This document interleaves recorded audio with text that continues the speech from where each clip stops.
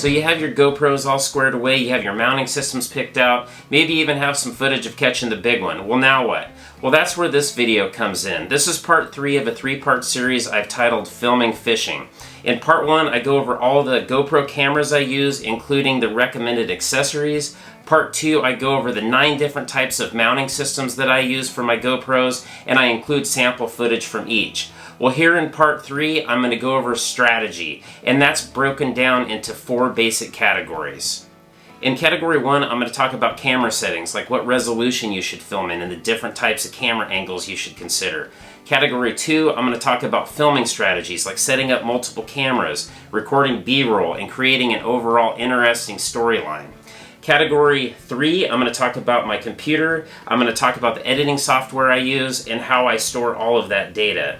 And in category 4, I'm going to talk about YouTube monetization, so how to make money on YouTube if that's what you want to do. So let's get started. So category 1 is camera settings. So I've got my Hero 8, 9, and 10 here for demonstration purposes. I'm going to be using my Hero 9. Go ahead and turn it on here. Now, when I record in the resolution 4K 30 frames per second. Now, I know some people have commented, why you record in such high definition, why don't you just record in 1080? Well, the reason is twofold. First of all, when I'm watching my own YouTube videos on my big screen TV in my living room, it's a 4K monitor. I like to watch it in 4K, and YouTube allows you to upload in 4K. The other thing is a thing called codec, and that's basically the compression rate that YouTube assigns to your video.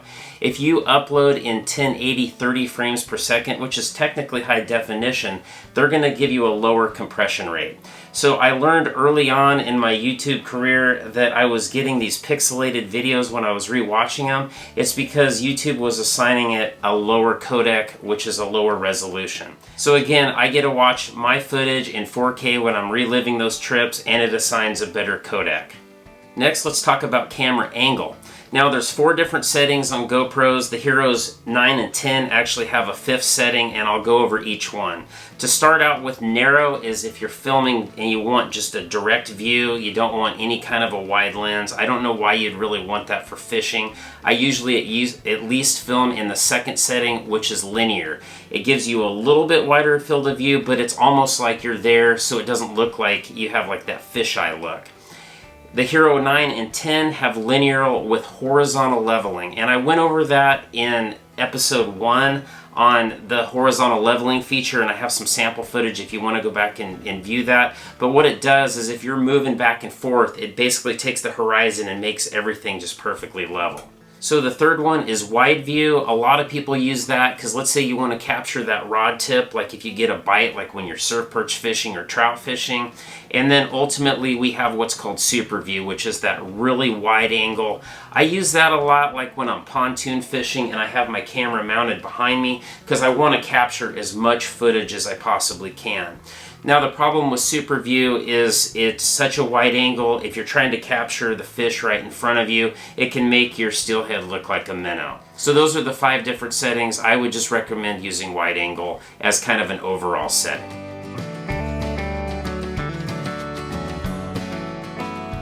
So category 2 is filming strategy, and you have to start out with some sort of a storyline. That could be as simple as, here I am at the lake or river, this is what I'm fishing for, this is who I'm fishing with, the basic gear setup that you're using, you film the fishing, here's some fish that I've caught, and then at the end you want to do some sort of an exit interview just explaining how the trip went.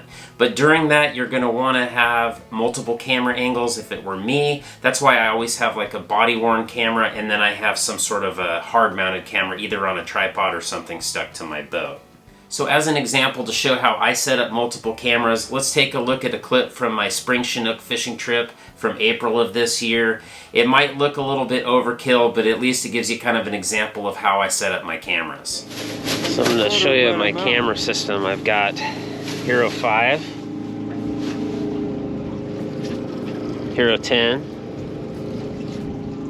another Hero 5 on the old Netcam, Hero 8, and I'm talking to you on the Hero 9. So obviously that might be a little bit overkill, but I should say that is my #1 fishing video at this point. It's got over 4,000 views. I should say I'm still a small channel, but if I can get 1,000 views on a fishing video, that's a good day. And that video I released, I want to say at the beginning of May, it's already had over 4,200 views. So if you've been following my channel, you know sometimes I record B-roll using like time-lapse, using like a little tripod, or even like a camera stuck to the cooler or my boat, something like that. But those little clips kind of help you break things up, like if you're going from one spot to another, let's say, and you got to tell that story, that B-roll kind of helps break that up just a little bit. The last thing that I'll cover for filming strategy is the motto for my channel, and that is, if I'm fishing, I'm filming. Now that might get old to some, but if you have a full-time job and you want to have a YouTube channel, you gotta be filming. So you get used to it after a while, because if you want to have a successful channel, you gotta be putting out content.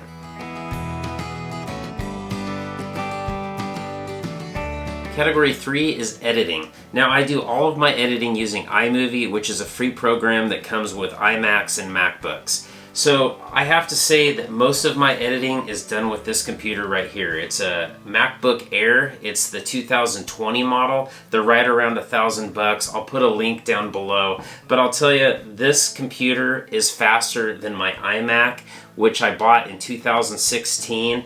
It was a $2,400 computer, something like that. I have probably close to $3,000 in it, including some of the RAM that I upgraded. But this little MacBook Air does everything that I want and then some. iMovie comes installed on all Mac products. It even comes on your iPhone if that's what you have. You can do a little bit of editing with an iPhone. I've done just a little bit of messing around with it, but it's a little bit more complicated than actually using a computer.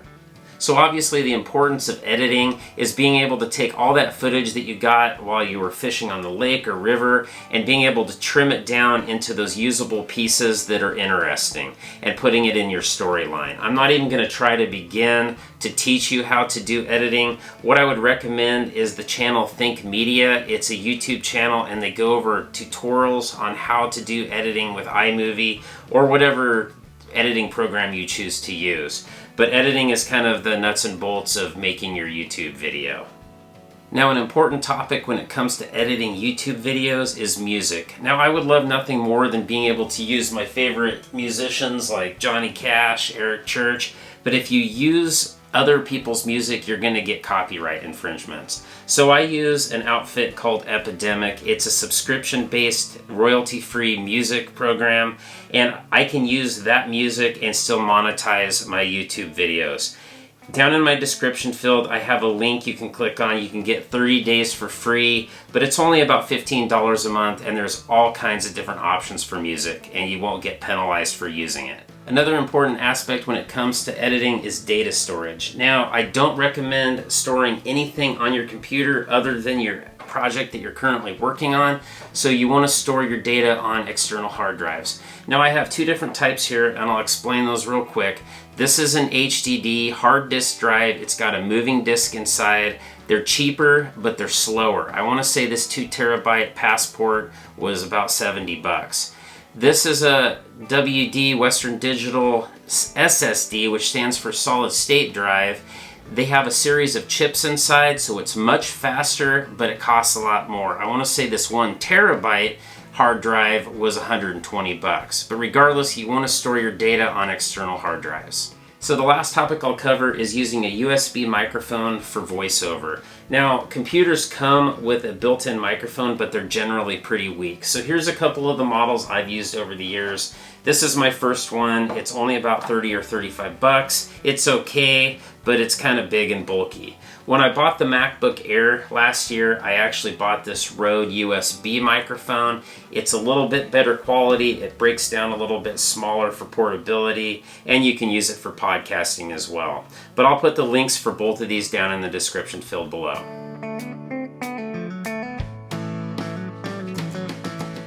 The last category, number 4, is YouTube monetization. So there's 3 different basic ways to make money on YouTube. The first and probably most obvious is advertising. It's called Google AdSense. Now you need 1,000 subscribers and at least 4,000 hours of view time in the last 365 days just to apply. I reached that milestone at the beginning of this year and I did turn on advertising. I didn't turn on ads during my videos. I turned on skippable ads, which YouTube was already putting on my videos anyway, so I might as well make a little money off of it. The second way to make money on YouTube is affiliate marketing. So there's different companies like Amazon, Cabela's, Walmart, companies that sell the gear that you're using. What you do is you apply with those companies for their associate or affiliate program. Once accepted, you put links in your description field, so if somebody sees your video, goes down, clicks on your link, and buys that product, you get a small commission from those sales. The third way to make gains with your YouTube channel is through a sponsorship or a pro program. And what that would look like is you'd reach out to the companies of products that you use and support, and if you have a big enough platform, maybe they'll send you some product and advertise your channel on their end, as long as you continue to push their product as well. But those are the 3 basic ways that you can make money on YouTube: advertising, affiliate marketing, and sponsorship or pro programs. Well, hopefully this 3-part series was helpful to you. If you have any questions, make sure to leave them in the comment field below. I'll get back to you. If you're not subscribed, consider subscribing. Turn on the bell so you don't miss future videos. If I earned it, give me a thumbs up. That helps me out on YouTube. Thanks for watching, and I'll see you on the next one.